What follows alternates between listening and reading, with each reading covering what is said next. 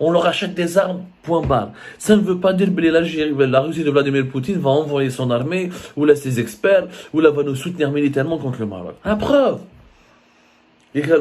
Si on était un allié apprécié, et un allié précieux pour la Russie, si on était un allié précieux pour la Russie, est-ce que la Russie de Vladimir Poutine aurait signé un accord de coopération nucléaire avec le Maroc?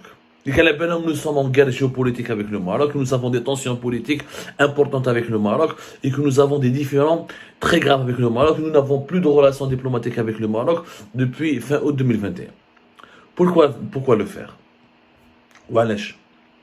Il aurait pu respecter la sensibilité des Algériens. Il aurait dit non, moi je vais pas m'allier, je vais pas fournir de la maîtrise technologique pour une centrale nucléaire à l'adversaire de mon allié. Ils s'en foutent. Deuxièmement, il y a aussi une explication à cela. Il y a un contexte dans lequel qui était favorable pour la Russie pour se rapprocher du Maroc. C'est le rapprochement de l'Algérie avec la France. C'est une réponse directe.